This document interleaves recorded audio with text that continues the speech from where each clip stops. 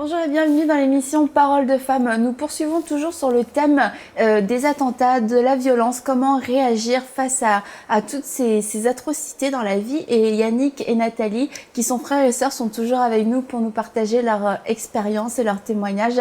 Merci encore d'avoir osé parler, d'avoir pris ce courage de venir témoigner de ces choses qui sont quand même très personnelle et très douloureuse, en tout cas qui était très douloureuse, parce que comme vous nous l'avez déjà plus ou moins raconté depuis le début de la semaine, c'est que oui, il y a eu des atrocités, il y a eu beaucoup de haine, beaucoup de colère, mais que vous avez choisi l'amour et que quand vous avez rencontré Christ, chacun de vous deux, vous avez vraiment expérimenté cette paix, cette joie qui est venue dans votre cœur et qui a remplacé toute cette colère que vous aviez au fur et à mesure des années. Et toi, Nathalie, en début de semaine, tu nous as raconté que c'est quand tu as commencé à aller à l'église avec ta tante, c'est ça? Oui, non, ton grand-père. Mon grand-père, oui, il était catholique, bien sûr. Mais mon travail, c'était de réunir tous les enfants du quartier à chaque 18 heures. Et on devait prier ensemble. Et là, il m'apprenait déjà à prier. C'est vrai, c'était les chapelets. Mais à la fin, quand même, il faisait une prière, sans qu'il s'oriente quand même dans sa prière, à part les chapelets. Puis après ça, chez ma tante. Puis elle, vraiment, c'est la prière. Et quand c'est la prière, elle te montre quoi dire. Parce que tu ne veux pas venir devant Dieu et puis tu dis, c'est ma Seigneur, Seigneur. Tu répètes la même chose sans que tu dises réellement c'est quoi que tu veux dire devant Dieu. Alors il m'a dit, Dieu n'est pas notre grand-père, ni notre papa, disons, personne avec qui on peut blaguer. Lorsque tu t'approches de lui, sois sûr que tu es libre et de dire ce qui est ton problème, de lui exprimer ton amour, parce que un père attend de son enfant cette expression d'amour, cette obéissance à sa parole. Et lorsqu'on se sent égaré, toujours être libre de s'approcher avec certitude parce qu'il va nous pardonner si réellement nous lui avons donné notre vie et nous l'acceptons comme notre Seigneur. Toi, ce qui t'a libéré, en tout cas ce qui t'a aidé, c'est le fait qu'on t'ait montré que Dieu était proche et que si tu t'ouvrais réellement à lui, si tu étais transparente et que tu te confiais à lui et en lui, que là, il allait pouvoir répondre à tes prières. Et c'est comme ça que tu as commencé à exposer toute ta haine. Tu as dit que c'était comme une bombe à retardement. Et c'est comme ça que tu as commencé à t'approcher de Dieu. Oui, en fait, m'approcher de Dieu, c'était beaucoup plus aussi quand j'ai intégré le ministère des chants. J'ai chanté, puis ma tante me disait, il ne faut pas chanter juste pour chanter. Parce qu'on dit, chanter, c'est prier doublement. Et lorsque je chantais, je devais comprendre les paroles que je disais. Avant, je chantais juste pour chanter. C'était comme l'hymne national. Je récite les paroles, mais en réalité, je ne vivais pas ces paroles que je disais dans les chants. Mais après, quand j'ai commencé à comprendre, avant de chanter, j'ai essayé d'abord de comprendre c'est quoi je veux dire à Dieu. Lorsque je suis devant le peuple de Dieu, je vais chanter bien sûr, mais il faut que j'intériorise moi-même. Est-ce que ça m'aide, ça m'approche plus de Dieu, ça m'enseigne quelque chose. Et plus j'avançais, ça m'a aidé à me libérer. Moi, en tout cas, les chants pour moi, c'est vraiment ma passion. Et chaque fois que je chante, je me sens libre. Je me sens dans la joie d'approcher mon Père et je me sens restaurée en fait. Pourquoi? Parce que plus je m'approche de Dieu, je sens cette liberté qu'il me donne. Et pour moi, en tout cas, ça m'a rendu libre de savoir que lorsque moi je viens devant Dieu avec tous mes fardeaux, il est là, il m'ouvre ses bras d'amour pour dire ma fille, viens avec moi et je te donnerai Dieu. Celui qui prend soin de toi. Oui, c'est ça. Et toi, Yannick, ça s'est passé comment? Le pardon, c'était un long processus, par exemple, pour moi. Et puis, moi, j'ai eu le courage de pardonner parce que moi-même, je me suis senti pardonné. C'est quelque chose que je n'avais jamais expérimenté. Étant dans l'église catholique, on recevait le pardon par intermédiaire du prêtre. Il fallait aller se confesser.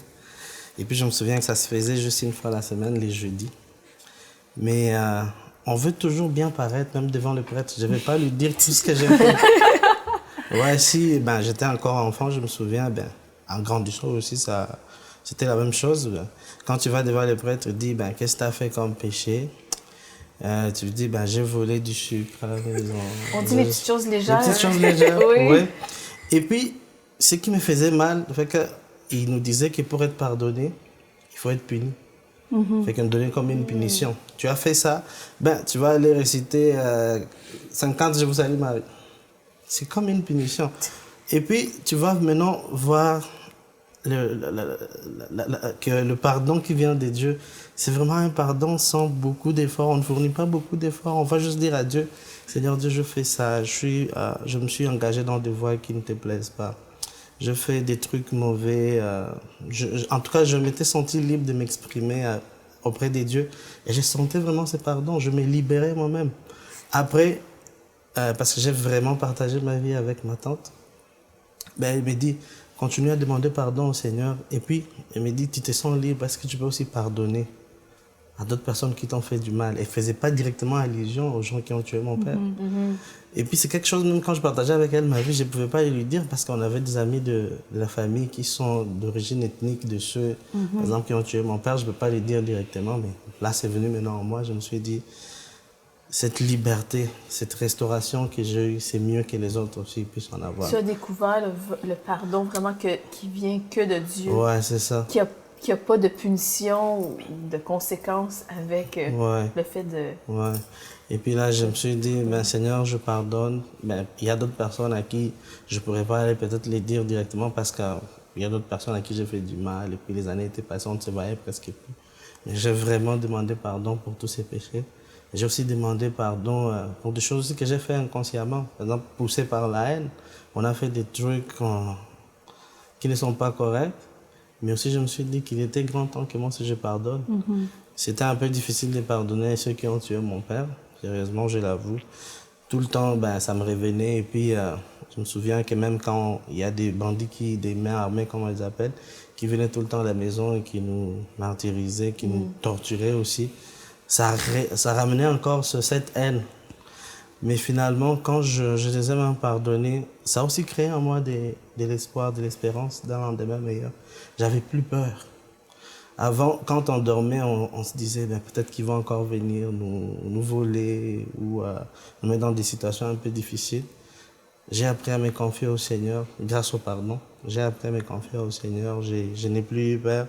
J'avais vraiment un bel espoir, l'espérance d'un lendemain meilleur, parce que je savais que ce n'est pas les policiers ou les militaires qui nous gardent, mais c'est Dieu qui nous garde. Et l'amour parfait bannit la crainte. Ouais, c'est ça. Et puis, j'ai senti que c'était pratique dans ma vie, parce que Dieu m'a mis comme devant un défi à relever. Dans ma nouvelle école, après que j'ai reçu le Seigneur, tous les gens qui m'approchaient, ils étaient de l'autre ethnie. Et puis, je sentais cette liberté, je ne les voyais plus comme des ennemis, je les voyais comme des vrais amis. On a développé des relations basées sur des grandes affinités. Je partais chez eux, ils venaient chez moi. J'ai comme tout oublié et ça m'a libéré complètement. Gloire à Dieu. L'amour de Dieu qui a été répandu en toi, c'est sûr, a tué la haine. Et puis t'a permis d'aimer ce peuple que tu détestais finalement, pour qui tu avais une profonde haine. Mais ça nous amène aussi à nous poser la question, qui est le vrai ennemi dans ces cas-là, dans le cas de votre papa? Est-ce que le vrai ennemi, c'est réellement ces hommes qui tenaient ces armes? Est-ce que dans les guerres, c'est réellement ces hommes armés qui sont les vrais ennemis? Ou alors, est-ce qu'on peut voir qu'il y a des forces spirituelles qui les animent aussi? Ben, je dirais, moi, personnellement, des forces spirituelles, parce que moi aussi, je me suis mis un peu dans leur cas. Je me suis dit, si je persiste dans la haine, ça va grandir, mais à un moment donné, peut-être moi aussi, je vais finir par faire de meurtres. Tuer, faire du mal à d'autres personnes qui vont aussi me haïr, et eux aussi qui vont haïr, et ça sera comme en boucle. C'est comme une chaîne, on va s'entretuer entre nous, s'entretuer. T'as pensé que je pourrais devenir l'un des leurs? C'est ça. L'un d'eux? L'un d'eux. Peut-être pas l'un d'eux, mais faire de la rivalité, mais être comme eux, finalement. C'est ça. Être comme eux. Et puis, le pardon libère. Le pardon libère, en tout cas. Je me suis senti libéré et à présent, j'ai vécu une vie de bonheur, une vie de faveur. Mais le pardon, j'écoute parler, mais vraiment, c'est puissant. Tu dis, le pardon change les destinées. Oui. Parce que si vous n'aviez pas choisi de pardonner, si tu n'avais pas choisi le pardon, ben, tu pourrais faire partie de ces personnes-là qui terrorisent d'autres personnes, qui maltraitent d'autres personnes, qui font du mal. Et là, tu as choisi le chemin du pardon. Tu étais envahi l'amour de Dieu. Vous avez tous les deux expérimenté, goûté l'amour de Dieu et votre destinée en est complètement transformée, mais c'est vraiment puissant. Mais aussi, il y a aussi une autre chose, mon pasteur qui me disait, d'abord, la première chose, c'est de se pardonner soi-même. Moi aussi, j'avais cette difficulté à me pardonner. Je n'étais pas capable de me pardonner. D'autres choses, je faisais, puis je me disais, ben, c'est moi-même qui l'ai fait, je ne me pardonne pas. Au fait, je disais, c'est moi, je te pardonne par ma bouche, mais en réalité, ça restait dans mon cœur. Tu avais de la difficulté à te À me pardonner pardonner. Des choses que tu faisais pousser par la haine, ces Oui, choses-là? donc ça fait que lorsqu'on refuse aussi à se pardonner, c'est difficile qu'on accepte les pardons de l'autre. Parce que déjà, toi-même, tu te condamnes, tu te vois comme un criminel, puis tu n'arrives même plus à te supporter toi-même. Et ça fait que même si quelqu'un vient te demander pardon, par hypocrisie, on pouvait dire oui, je te pardonne, mais en réalité, tu sens que tu ne vas pas pardonner. C'est pas profond. Mais quand on parlait plus de Jésus, puis mon pasteur me disait, d'abord pardonne-toi. Est-ce que tu es capable d'accepter d'abord de te pardonner toi-même pour te libérer d'abord de ce qui te lie encore. Et puis là, tu vas pardonner, tu vas libérer ton pardon aux autres qui t'ont fait du mal. Parce que si toi-même tu restes captive, tu ne pourras pas libérer les autres. Alors, tu n'auras qu'à emprisonner plusieurs et plusieurs dans ta chaîne. D'ailleurs, toi-même, tu es déjà enchaîné. Et là, je me suis d'abord pardonnée. Ça n'a pas été facile parce qu'il fallait aussi que moi, j'accepte que, OK, ça, c'est pas mon erreur. Ça, c'est pas moi. Mais le fait que je le faisais inconsciemment, les jours que je me suis rendu compte que non, je suis chrétienne, je dis, j'ai fait du mal à tel. Il fallait que je me libère de ça.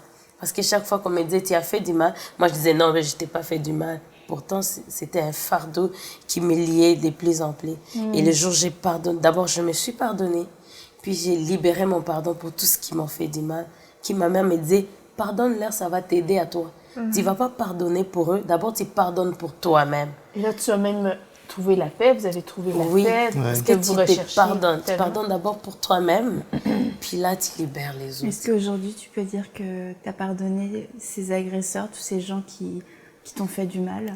Oui, je me suis même posé la question, si un jour il arrive, il dit c'est moi qui ai tué ton père, puis je vais dire, ok, qu'est-ce que tu veux que je fasse de toi? Ben merci, ben tu as fait ce que tu avais à faire. Moi, tout ce que je peux, c'est te pardonner et demander que Dieu t'aide, que tu ne refasses pas la même chose. Ne fais pas subir à certaines d'autres personnes ce que tu m'as fait subir. Mais tout ce que je peux te dire, c'est que reçois l'amour du Christ et le pardon du Christ pour qu'ensemble nous puissions jouir de la gloire éternelle. Parce qu'à quoi bon moi les condamner si Christ peut le pardonner? Ça ne vaut pas la peine que moi je les condamne, que je refuse de le pardonner. Si Christ lui peut le pardonner, parce qu'il dit il fait pleuvoir sa pluie aux bons et aux méchants. Et donc, si moi je refuse, Dieu pourrait le faire pleuvoir. Donc, pourrait lui pardonner. Puis c'est moi qui garderai cette haine et je ne serai pas libérée. Oui, c'est ça. Alors, tout ce que je peux me dire, c'est les libérer de mon cœur, lui pardonner. Et ça me ferait plus de joie que de les garder dans mon cœur. Puis, ben moi, je voulais juste ajouter une autre chose. C'est vraiment un grand témoignage que j'ai du pardon. Automatiquement, quand nous avons demandé pardon à Dieu, il y a eu un grand changement au niveau de nos relations avec notre famille. Quand c'est arrivé, nous, on avait déjà quitté notre famille. On était maintenant installés dans la famille de notre maman. Et puis, l'Afrique étant, mon pays étant un régime patriarcal, les enfants, ils appartiennent à la famille du papa. Mais il y avait comme une coupure. Il n'y avait pas de bonnes relations. On ne se parlait que de mal les uns des autres. Et puis, en fin de compte, on s'est réalisé que ils nous ont même pas fait souffrir. Des fois, peut-être ça pourrait déraper, mais on était peut-être aussi la cause. L'esprit rebelle que nous avions, ça a développé en nous aussi l'orgueil au niveau de la maison. Là, on vous a dit qu'on partait de famille en famille. Ça ne marchait pas ici, on va de l'autre côté. On fait, comme on dit en anglais, qu'est-ce qu'on dit? To make them look bad. Donc, on faisait que, par exemple, si on habite chez Mathilde, si on habite chez Mathilde, et quand on quitte chez Mathilde, on va habiter chez Annabelle, on va dire des choses mauvaises à propos de toi. Annabelle, vous êtes sœur, mais vous allez vous haïr parce que vous trouvez que c'est pas normal qu'elle puisse traiter indignement les enfants de son frère. Finalement, vous étiez en train de semer la division. La division, c'est ça. Oui, la division. Et puis, finalement, eux aussi, le fait qu'on était orgueilleux, les parents, ils n'aiment pas les enfants orgueilleux. Ça va aussi pousser à aller au-delà. Et puis, il y a des situations qui s'en sont créées. Mais quand on a vraiment accepté de pardonner, automatiquement, on a comme eu des rencontres de famille. On s'est mutuellement demandé pardon. Nos tantes et mon oncle qui venaient nous dire moi j'ai fait ceci, j'ai fait cela et puis c'était pas bon, vraiment, pardonnez-moi. On était encore jeunes et puis une grande personne qui te demande pardon. Et puis de notre côté, on retrouve qu'on leur avait fait aussi du mal. On demande aussi pardon, ça a resserré encore nos liens. Aujourd'hui, on vit de bonnes relations. Moi, j'étais récemment content, le jour de mon mariage, j'ai vu ma grand-mère venir à mon mariage. C'était comme une grosse bénédiction, je ne pouvais même pas penser la voir à mon mariage. L'implication de la famille dans l'organisation de mon mariage, j'étais comme, oh mon Dieu. Ça, c'est une grande victoire du pardon. La semence du pardon engendre le pardon. Et puis, toutes les portes se sont ouvertes par la suite. Notre maman qui habitait ici depuis 5 ans, elle s'est battue chaque jour pour que le dossier puisse aller, ça ne marchait pas. Mais quand on s'est pardonné au niveau de la famille, quand on a même accepté de pardonner ceux que nous considérons comme nos ennemis, les portes se sont ouvertes, les dossiers, il y a comme aller avec une grosse vitesse. On ne s'attendait même pas à venir au Canada et puis on veut dire, hey, on s'en va demain. Hey, ouais, c'est ça. Fait que on voit vraiment la puissance du pardon. Le proverbe 10-12 dit « La haine fait surgir des querelles alors que l'amour couvre toute faute ». Et c'est vraiment ce que vous avez vécu. Vous avez eu, par l'amour, cette capacité de couvrir les fautes. Et on sait que cet amour vient de Dieu parce que par vous-même, vous n'auriez pas pu le faire. Mais ce qui est intéressant quand même, c'est que vous avez tous les deux pris à un moment quand même la décision de pardonner. Ça s'est pas imposé à vous. Tout à coup, un jour, vous êtes réveillé. Ah bah tiens, je leur ai pardonné. Ça a demandé quand même que vous preniez la décision de vous dire bon, là, il faut que je pardonne parce que tu le disais. Au final, ça te faisait plus de mal qu'autre chose de garder ça pour toi. Et c'est ça, au fond, le pardon nous ronge. La haine nous ronge de l'intérieur, alors que le pardon nous libère. Et vous avez pris la décision. Et ensuite, Dieu s'est chargé du reste, de mettre cette paix dans vos cœurs et ce baume de consolation aussi qu'il a mis sur vos cœurs. Et ça, c'est ce que je trouve vraiment merveilleux. Et tout à l'heure, Annabelle, tu parlais de l'ennemi, savoir ne pas se tromper d'ennemi. Et c'est vrai qu'on sait que c'est le diable qui excite toutes ces choses, qui excite toute cette haine, toute cette violence. Et en refusant de pardonner à vos agresseurs, au final, vous les rendiez coupables de ce que, au final, le diable a fait, parce que l'auteur de toute cette méchanceté, de toute cette haine, c'était lui.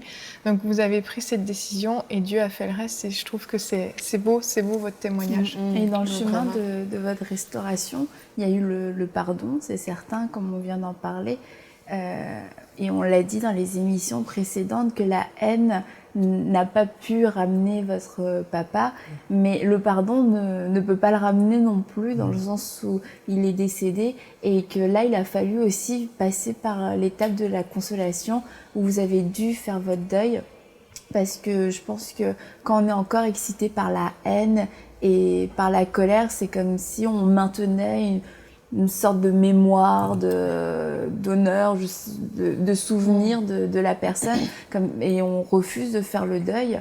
Et vous avez dû passer par cette consolation. Comment ça s'est passé pour vous?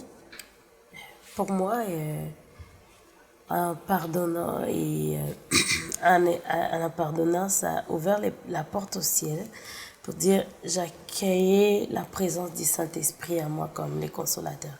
Comme Jésus-Christ pouvait dire je m'en vais mais je vous enverrai le Saint-Esprit qui est le consolateur. Pour moi, ça a été une consolation. Pourquoi? Parce que au jour du jour, on grandissait. En plus, on n'échouait pas à l'école malgré toutes ces choses, ces pressions du monde. On était toujours parmi les premières de l'école et pour moi, ça m'aidait beaucoup. À un certain moment, bien sûr, avec la haine, ça n'allait pas. Mais cette consolation du Père, ça a ouvert comme des portes à toutes les prisons, à toutes les barrières qui m'emprisonnaient. En fait, je ne me sentais pas libre de faire certaines choses. Mais quand Christ est venu me consoler, quand j'ai senti que le ciel m'a ouvert ses portes, facilement, moi aussi, j'étais capable de libérer l'amour que j'avais en moi. En fait, je ne savais pas que j'étais capable d'aimer tout le monde, d'aimer même mes ennemis. Mais en fait, cette consolation m'a permis d'aimer mes ennemis. Jusqu'au point où, lorsqu'il y a des moments où, comme on généralise, on dit c'est telle catégorie des personnes qui font la guerre. Moi, je me dis, ben, dans cette catégorie-là, il y a des bonnes personnes. Dans toutes les nations, il y a des bonnes et des mauvaises. Donc, il n'y a pas que telle catégorie qui a des mauvaises personnes, même s'il y a la majorité qui sont mauvaises, mais il y a quand même aussi des bonnes personnes. Moi, ça m'a vraiment permis de libérer aussi mon amour. J'étais consolée par ça. Aujourd'hui, je peux aimer tout le monde sans voir la couleur. Moi, quand quelqu'un me dit, hey, il est de couleur blanche, moi, je dis, si on te demande la couleur blanche, tu ne vas pas m'amener, par exemple, Mathieu, tu ne vas pas dire qu'elle est blanche, parce qu'elle est blanche, ça ressemble pas à sa peau. Tu ne vas pas me dire que je suis noire, parce que si on voit les noirs, là, ça ressemble pas à ma peau. Pour moi, ça me donne d'aimer tout le monde comme il est. C'est l'amour répandu oui, dans nos cœurs. Et ouais, toi aussi, carrément. comment tu as vécu la consolation? Oui, en fait, je sais que faire le deuil, c'est l'étape la plus difficile dans le processus de restauration. Et c'est difficile d'abord d'accepter la consolation. Mais finalement, on se rend compte que la vie continue. Et si on veut vraiment avancer, il faut finir avec son deuil. Et on peut continuer à vivre en faisant son deuil, mais ça ne va nous aider en rien. Au contraire, ça va développer cette haine. Parce que moi, je me dis, si tout le temps je continue à penser à comment on a tué mon père, c'est sûr que ça va encore se recréer. Oui. C'est sûr que ça va encore se recréer. Il suffit juste de comprendre que c'est arrivé. Et puis, on a juste qu'à se confier au Seigneur. Se confier au Seigneur, faire son deuil, accepter la consolation. Il y a toujours du monde autour de nous qui nous console et qui nous prouve que la vie continue. On ne va pas passer tout notre temps à dormir, à faire les deuils à chaque jour. La vie continue. Il y a d'autres choses qu'on doit faire. On doit tous avancer. Si on continue dans ce deuil, ben, je ne pense pas ça pourrait nous amener au pardon. Et puis, au contraire, ça devrait nous enfoncer encore dans des situations plus pires. Mais quand on s'est ouvert au pardon et on a accepté que c'est arrivé, ben, papa est mort et puis la vie va continuer pareil. On va juste se confier au Seigneur. C'est important ce que tu dis là. Et s'il y a des personnes peut-être qui nous écoutent, qui passent par un deuil et qui se sentent comme obligés de rester justement la tête baissée, vêtus de noir. Je parle pas forcément à l'extérieur, mais à l'intérieur, toujours dans la tristesse. C'est ça.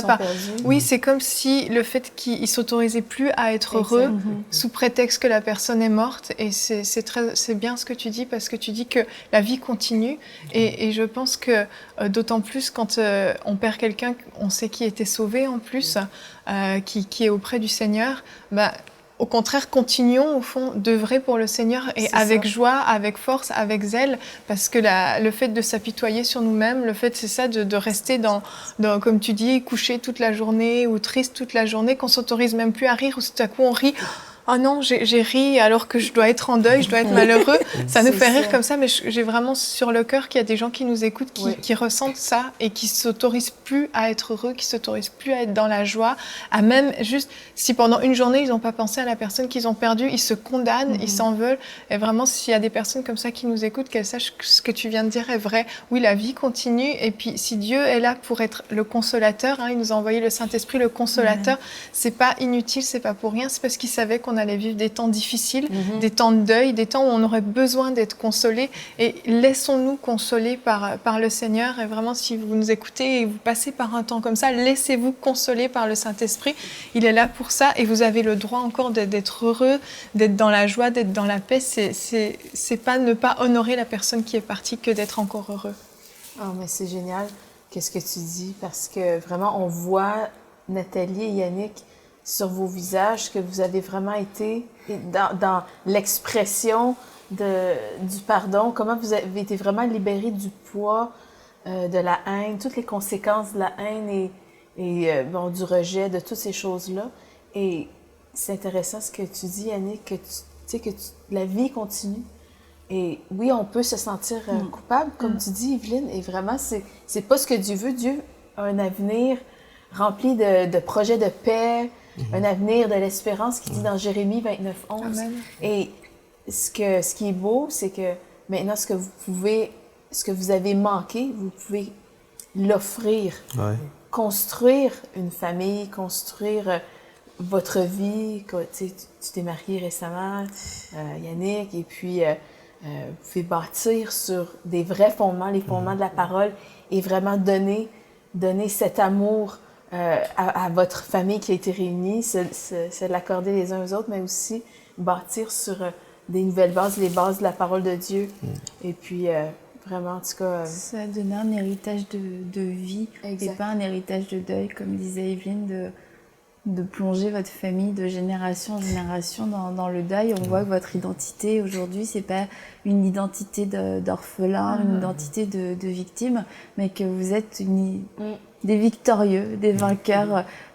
Quand on dit que l'amour est plus fort que la haine, c'est ce qu'on voit dans votre vie.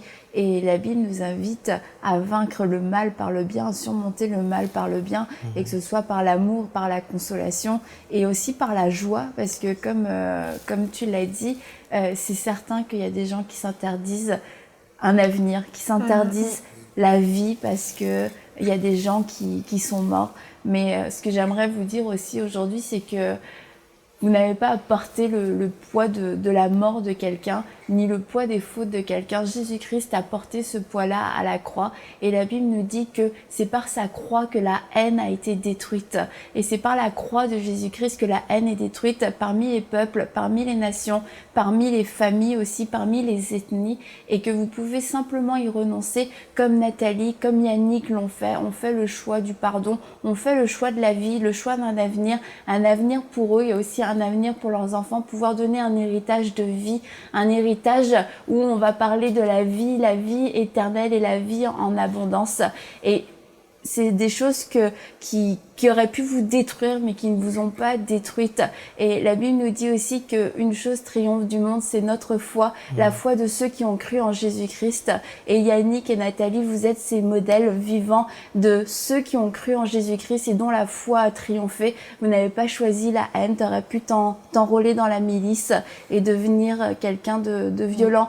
Et tu aurais pu t'engager dans l'armée pour des mauvaises motivations. Et aujourd'hui, vous êtes ici, vous témoignez de l'amour de Dieu. Et vraiment, encore un grand merci. Je pense que vous êtes des voix pour beaucoup. Vous avez permis de mettre des mots sur beaucoup de choses et dans des réalités que nous ne connaissons pas, mais que vous avez expérimenté de première main, malheureusement. Mais Dieu a transformé le mal en bien. Et aujourd'hui, vous êtes des porteurs d'espoir avec un message de pardon, un message d'amour qui est extrêmement puissant. Et je crois que ce message aujourd'hui touche vos cœurs et détruit, brise toutes les barrières de la haine, les barrières de la colère. Ne cherchez pas à vous faire justice. Et j'aimerais juste terminer en lisant avec vous un passage de la parole qui nous dit « Bénissez ceux qui vous persécutent, bénissez et ne maudissez pas. Réjouissez-vous avec ceux qui se réjouissent, pleurez avec ceux qui pleurent. Vivez en plein accord les uns avec les autres. » Et ne rendez à personne le mal pour le mal. Recherchez ce qui est bien devant tous les hommes. Si cela est possible, dans la mesure où cela dépend de vous, soyez en paix avec tous les hommes. Et vous voyez, c'est le message de l'évangile, un message de paix, un message d'amour. Ne vous vengez pas vous-même, bien-aimés, mais laissez agir la colère de Dieu. Car il est écrit, c'est à moi qu'appartient la vengeance. C'est moi qui donnerai à chacun ce qu'il mérite, dit le Seigneur. Mais si ton ennemi a faim, donne-lui à manger. S'il a soif, donne-lui à boire. Car en agissant ainsi, tu amasseras des charbons ardents sur sa tête. Ne te laisse pas vaincre par le mal, mais sois vainqueur du mal par le bien. Donc, dans toute cette atmosphère de tension où il y a peut-être des discours de haine qui vont surgir, gardez votre cœur et soyez vainqueur du mal par le bien, par l'amour, par la miséricorde et par le pardon. Encore une fois, un grand merci à vous d'avoir participé et on se retrouve très bientôt pour une prochaine émission de Paroles de Femmes. Envoyez-nous votre témoignage à paroledefemme@enseigne-moi.com.